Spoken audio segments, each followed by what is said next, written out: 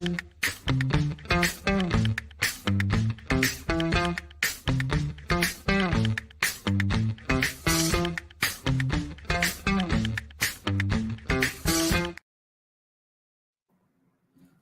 like our intro. I'm just saying. I do too. What's going on, guys? Welcome back. Welcome back to Off the Wall. I'm Mike. And I'm Sol. We're live. We're live. Fuck it. We're live. After well, I was about to say surprise, but off schedule Friday episode of The Last of Us. Thank God. Didn't want to go against the Super Bowel. Yeah, it's fine. They didn't want to fight the Super Bowel. It's okay. It's a Bob's Burgers joke. Anyway, episode 5, Endure and Survive. It's a good motto to have in the world we're living in.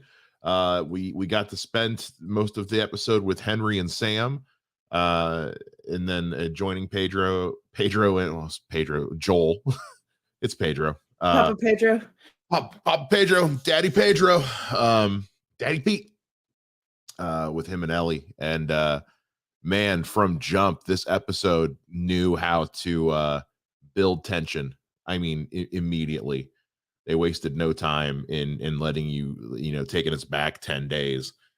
And I was already just like, oh, I'm stressed. Just as soon as the episode started. Just a wild. Yeah, what Alan Smithy says, damn, man, I fucked up. And then apparently a bunch of emojis or something, because we can't. That didn't work.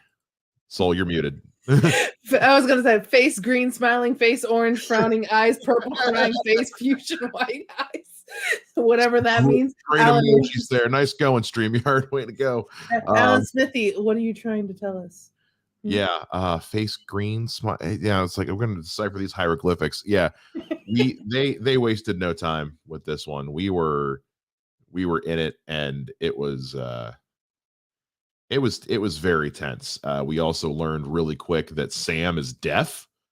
We know just from our own Googling of things, he's not deaf in the game apparently, but the actor they cast, whose name is, I'm looking for it here. I had it and then I lost it. I think it starts with a K. Here it is. Kevon Montreal Woodard is actually, he's the young man who plays Sam, is actually deaf. So it was an interesting choice to change the character from the game to being one that is deaf. It's great that they cast a deaf actor. And let you were saying earlier off camera, the creator of the game, who's very involved with the show, was like, apparently had said, damn, I wish I'd thought of that. Yeah, he was like, I'm so mad I didn't think of that, because making Sam deaf, he's that much more reliable on Henry, because he's the only person that he could communicate with. Exactly. Plus, I love seeing him bring back the little magnet writing boards with the plastic on them from when we were kids. Haven't seen one of those in forever. Actually, we didn't miss it. I intentionally don't watch any of that stuff. I don't like knowing anything about what's coming the next week, so I didn't want to take a risk. They were going to do like a preview or whatever. I'll go back and watch that stuff like after the season's over and I've seen everything. But overall, Sol, I've talked for a bit because I know you've got wild, crazy drivers there, just making all kinds of noise. So while we've got a few seconds, what do you think of the episode overall? Wow, it was really, really good episode. Literally at the beginning of, I wrote in my notes, I was like, I swear to God, if they do anything to this boy, I swear to God, show.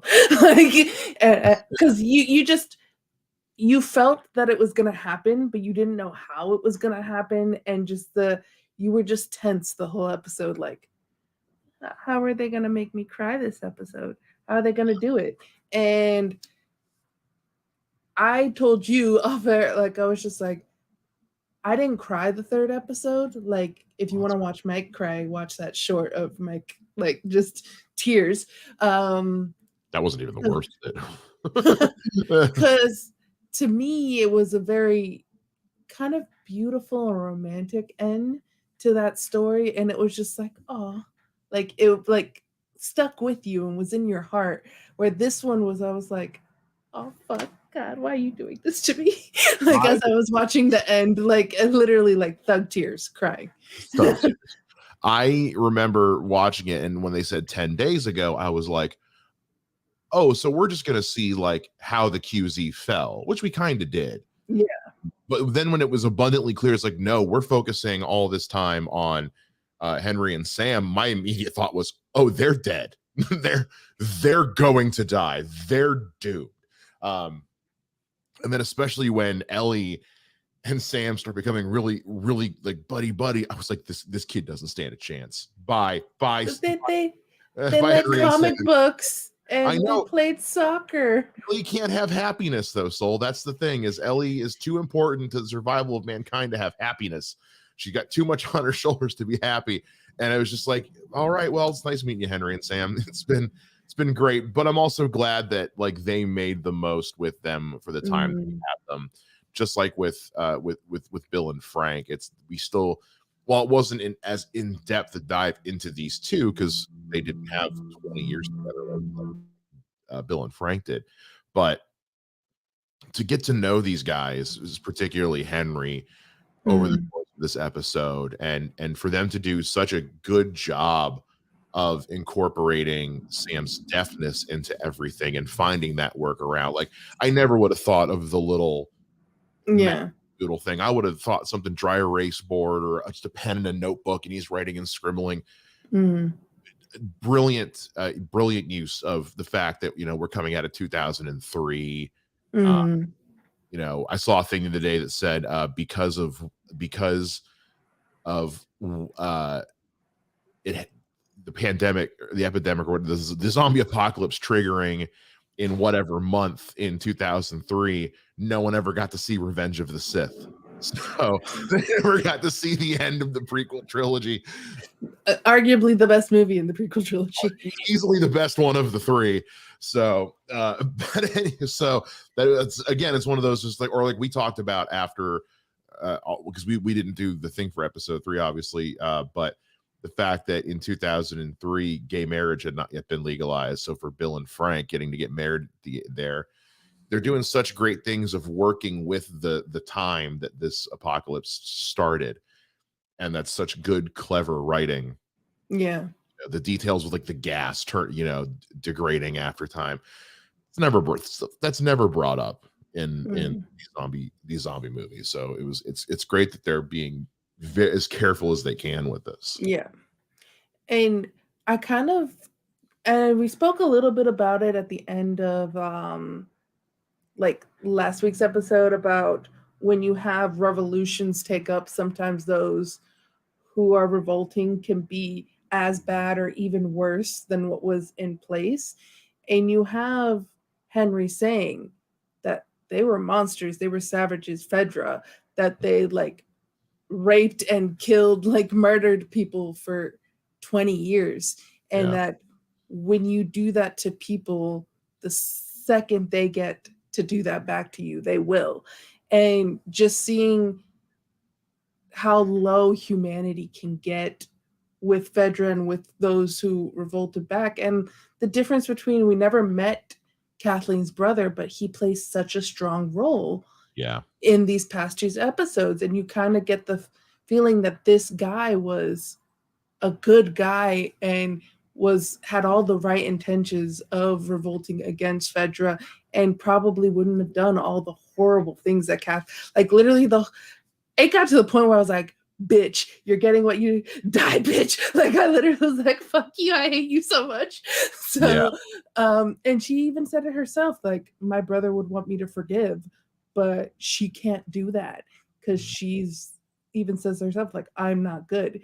And just to see how they're like, oh, we'll put you on trial, and how a load of bullshit that was. You saw that at the beginning and be like, oh, well, you're obviously guilty, so then you're going to go just spend a few years. And it was like, oh, are we actually going to put them on trial? Oh, no, just burn the bodies. That'll be easier. So, like, just the way of just being completely, like, awful and having no humanity. And you saw her, like, get a little glimpse of humanizing her, like, when she's in her child room bedroom. But other than that, like, this is a woman that has zero humanity. And you kind of go, I think she's worse than Fedra. Because Fedra's bad. We've seen Fedra be really bad. Yeah. But she seems awful.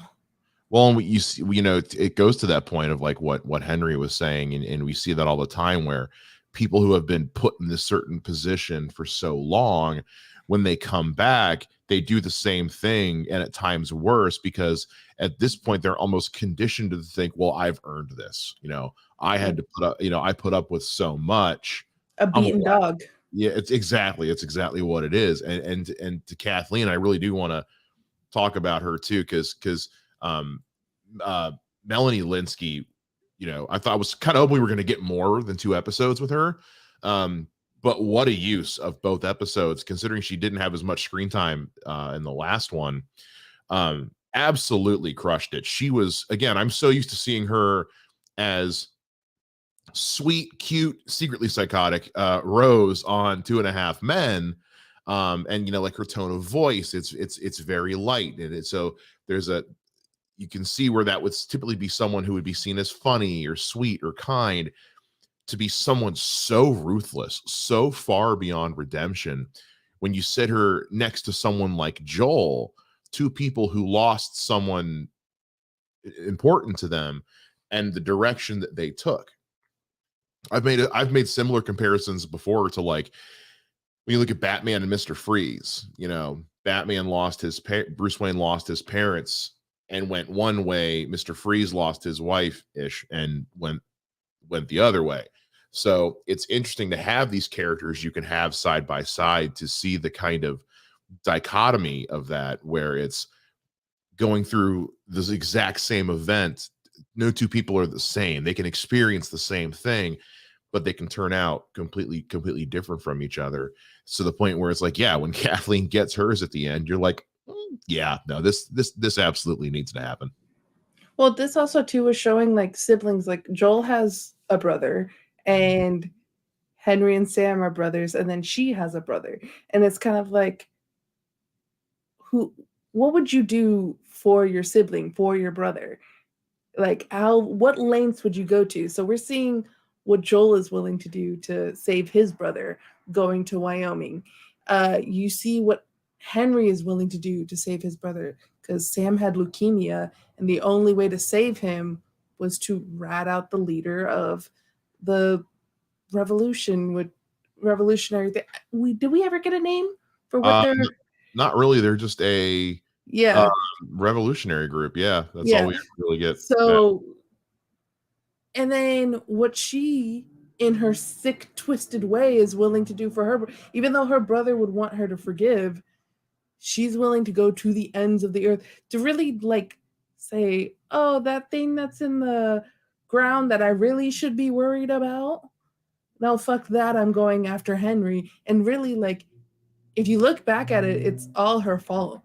Like, and Dom Toretto agrees outside, that if she would have taken more precautionary of what that thing in that building, if she would have, like, not been so focused on getting revenge, her and her, probably that entire revolutionary squad, probably died that night, and then we wouldn't have gotten the tragic end of Sam and Henry. So really, what would you do for your sibling, and is it going too far? Yeah, it's family. I mean, it's family. That's why Dom Toretto was agreeing with you. Yeah. It's what do you do? What do you do when it's family? You know, especially when you see what happens at the end with Henry and Sam, where Sam's turned and he's trying to kill Ellie, and in an instant you have Joel and Henry both go for the gun. Yeah. And what I think is interesting in this situation is they were both reaching for the gun, I think, for a lot of different reasons, other than just the obvious ones. Like for Joel, it's, I got to kill the infected. I got to protect Ellie. We've had so many moments last episode and this episode where he talks about how, like, you kids are all just too damn young to have to be doing this kind of thing. And it's almost like he's like, let me be the one to kill Sam. Henry shouldn't have to kill his brother. But then you get Henry in a situation who's like, if anyone's going to kill my brother, it's going to be me. Yeah. And that instinct of now it's survival. Then when he has that moment to sit there and realize I just killed my little brother. Yeah. And how do you go forward from that? It's a tragic ending for Henry. Mm-hmm. But if I'm in his position, I don't know. I don't make the same decision. And I kind of, the way I viewed it was, if anyone is going to pull that trigger, it's going to be me. Because if Joel would have pulled that trigger, no matter what, even though rationally he knows you have to kill him because he's infected, he would hate Joel for the rest of his life if he would have stayed alive. Because he would just be the guy that killed his brother. Exactly. So it kind of was one of those, like, I have to do it. And then when you realize, what did I do? He couldn't go on. And how much that affects Ellie too. And I think it affects Joel as well. But Joel being an adult and living that hardened life, and you see his cracks a little bit because the conversation that he had with Henry earlier when they were in that kind of school underground, where he, like, Joel doesn't speak at all, but Henry reads Joel completely, says, you may not be her father, but you were someone's father. So I know you understand. Yeah. Kind of. And so it's, and even him being like, hey, come to Wyoming with us, where like at the beginning it was, so Ellie was right. Ellie was just like, oh, he'll come around to it and want you to come with us. So it's those little cracks in Joel's armor that he wears to protect himself. And it's just, so you can see it affect him little by little, but it really, really affects Ellie. Yeah. Because she had become so close with this little boy. It's probably the closest thing to a friend she's had in a long time, because Joel doesn't count right now. And she's afraid of being alone. She's terrified of being alone. So much so that, you know, Ellie likes to deflect with humor. And you know, he was probably the only person she's ever told that to. And with Joel, and you know, every episode, little by little, just another little piece of that wall starts to come down. But the look on Ellie's face broke my heart. The I'm sorry written on the board. Yeah. Tears. Man, tears. It just, because she's just like, I can fix this. This is what I'm meant to do, right? My blood is a cure. My blood is medicine. I can fix this. Like, yeah, a little boy tried so hard. She tried. She did, and just. But the minute she woke up and he was, you know, facing the window, I was like, oh, he turned already. Yeah, I know that we've heard that, like, sometimes like it'll take them a lot, like months or even years before it really gets to them. But you know, he's young. And the other thing to also keep in mind too, I think it's 24 hours when it's like at the, like that chart from the first episode, that it's like a few hours if you get bit by like the neck or the face. Well, not only that, but something to keep in mind is that they make a point of pointing out that he had leukemia.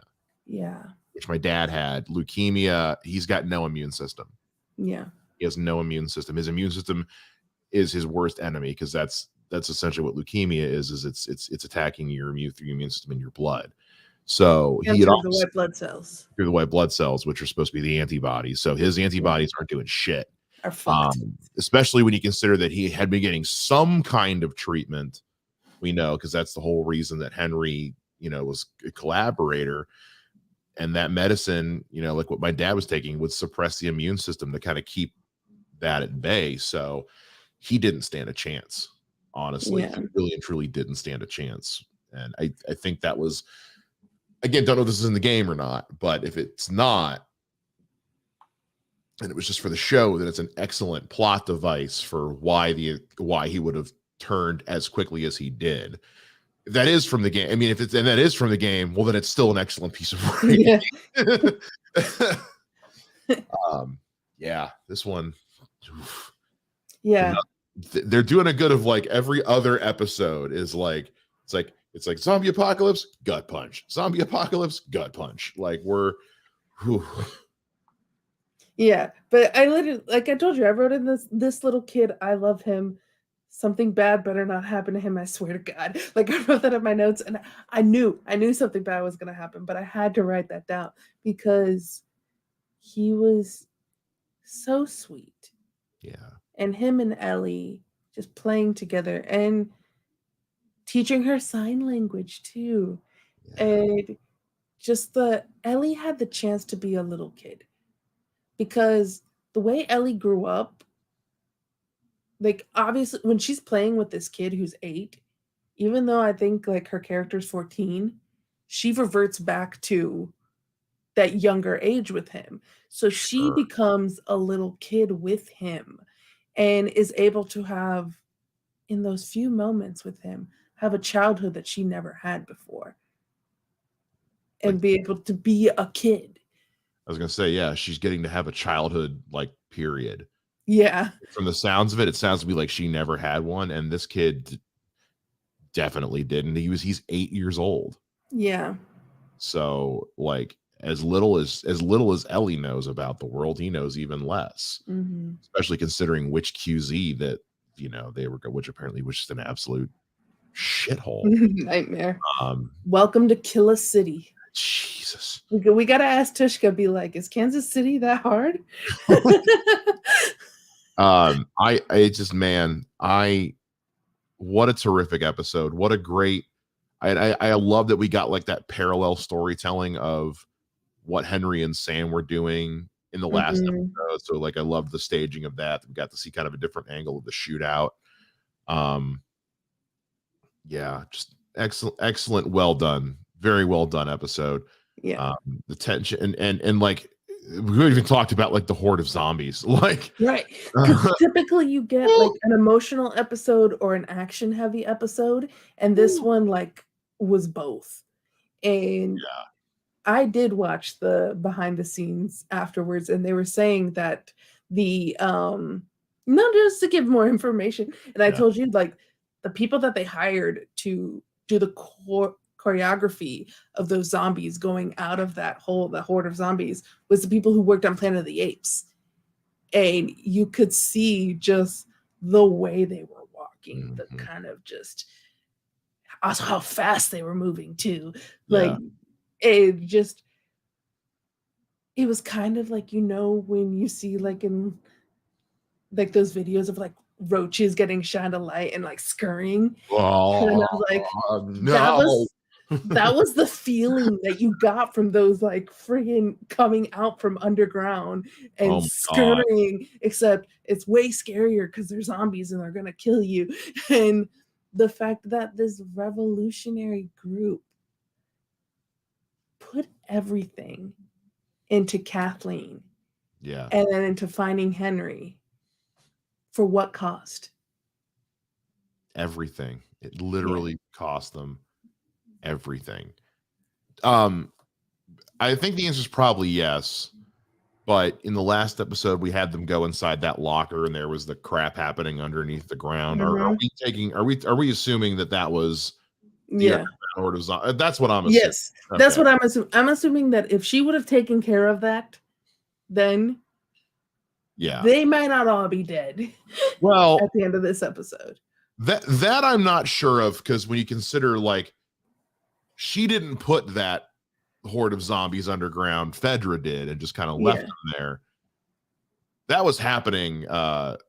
Like that explosion of zombies was with the I am Groot zombie. like it was basically the truck that she was using to go after them. So like if she was never going after them, that truck wouldn't have gone into the ground and created the hole for the zombies to come out. So but either way they were coming up, because they were coming up in that storage room. So like this was happening. They were I mean, it goes back to the shitty Fedra people that were there. It's like but you would think like if she wasn't so focused on revenge and she was an actual leader, she would have been like, we need to get the fuck out of here. By Kansas City. Like fuck revenge. Fuck the Chiefs. Like maybe like Damn. Maybe he'll change, like those zombies will get Henry, so then my revenge will be taken care of by the zombies. Like I would, if she was a good leader, if she was like her brother, probably would have been like, peace out. Yeah. But even like what her number 2 guy said, if she'd been like her brother, that probably the revolution probably never would have worked, because he even said, he's like, nothing happened when he was in charge. Yeah.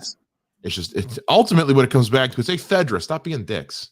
Yeah, because then people will be dicks back. Because if you are, then you get dragged through the street with about 1 billion knives in your chest. That was so cool. I'm not gonna lie. That was and so then cool. hung. I was just like, oh, they wanted to kill him to death. Like they wanted to make sure he was dead. Right. Woo. Anyway, just a fun time here on HBO Max. It's the feel good show of 2023. And all I can say is I need to let all the TV shows this year know, guys, there's only so many Emmys to go around. Okay. Like, because we still got Mando season 3 starting soon. Gen V is this year. Boys season 4 is this year. Like there's a lot of guys. There's only all so the awards for Pedro Pascal. Yeah, they're all going to Pedro. Because I mean, he's in multiple shows, so might as well just take them all. Pedro, and then one's got to go to Nick Offerman. But either way, it's like, guys, there's only so many awards to go around next year. Good Lord, what a great episode this was. Yeah. Very much looking forward to next week and a half's the next episode. It's not. Yeah. So we had the short time period between last episode and this period. And now we have a longer time to wait. I've been struggling to say last week's episode because I'm like, it was 5 days ago. Right. But yeah, now I gotta wait longer because I gotta go through this coming Sunday, and then the next Sunday is when I'm gonna get one. So I'm almost like, but I guess I do need to. This is very much like, I'm glad this shows week to week. I don't know if I could do this all. Yeah, setting. There is shows that should be week to week, and there are shows that should be bingeable. Yeah. And I think we even talked about, like, you and I both reacted to the first 2 episodes of Velma, and you and I both didn't like that show very much. But you and I both were like, if this was bingeable, we probably would have watched the whole season because we wanted to know what happened next. We'd be like, okay, next episode. Like the fact that was week to week hurt that show. Whereas like this is a show where, among a lot of other things. But like, yeah, where like this is a show that you really need to digest what you just watched. Yeah. And then like talk to people about it, but like, did you see the Sunday's episode of the last? This is a water cooler show. Yeah, this is definitely a water cooler show. And then you get to have that week to week experience of like, what do you think is gonna happen next? And then like you have those people that play the game, so they like know a little bit. And it's kind of like with the Game of Thrones stuff. Like the people who read the books are like, oh, I know what's coming. So it's those like fun little moments. It's the kind of, if this was bingeable, I would have probably watched it week to week.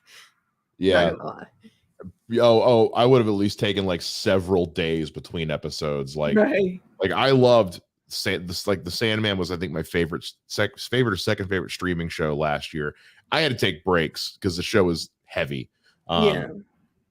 Especially if it's like episodes 5 and 6. Good God. So this one too, like if it was all available, I'd be doing like one like every other day. Right. But that being said, I mean, I also am just like, they're doing such a wonderful job with their pacing and their storytelling. Like this episode, I think, was just over an hour, and like it flew by. Last week was only 45 minutes, but it even still flew by, not in the sense that they were rushed, but just they did such a great job of telling a lot of story that was captivating and enthralling looked into, that I didn't even notice the passage of time. Man, what a show to start the year with. Good Lord. And I kind of like that these 2 episodes had such a short period between them, because you did have that cliffhanger that was on Sunday. So not having to wait a full week to get the resolution of what happened, I'm sure like people who play the games are like, I know what happened. But Yeah. right.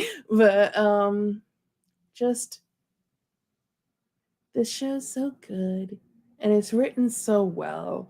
And the stuff that I hear of like that they're actually changing from the um from the game is for the better, which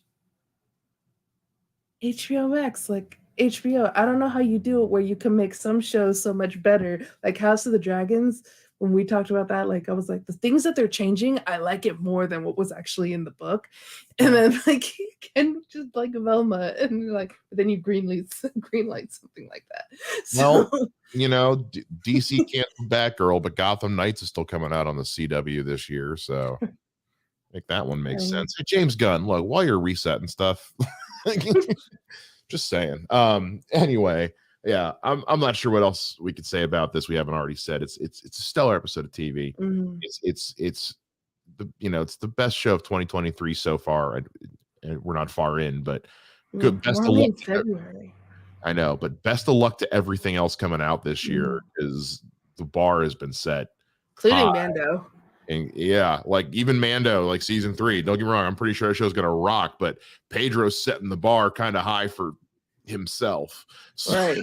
Did he know he was going to compete with himself? I don't know, but I also think he didn't care because he was on the way to cash a couple of big ass checks in the bank. So you're like, money, money, please. I have never done anything wrong in my life ever. I know this, and I love that scene so much. Anyway, we're completely off topic now. Thank you guys so much for tuning in live. Those of you who have. If you're watching this on the replay, hey, cool, man. Appreciate it. Subscribe so you know when we do this, because we do this after every episode of The Last of Us. Like it, all that stuff. Let us know down in the comments what you thought of this one. And we'll see you guys again here next time on the Off the Walls. Yeah, that's what we're calling it. Bye.